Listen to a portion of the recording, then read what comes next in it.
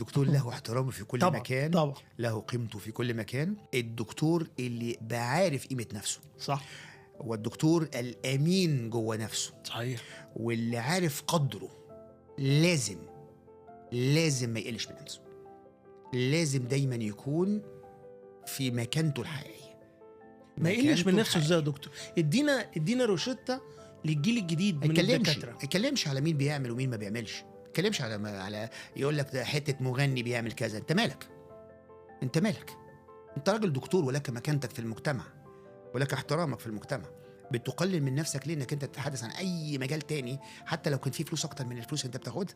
ايه الضابط والرابط الاخلاقي يا دكتور؟ وفي النهاية انت يد الله الشافية، يعني ربنا بالزبط. سبحانه وتعالى بينزل الشفاء من عنده طبعا اولا واخيرا، بس من خلال ايد مين؟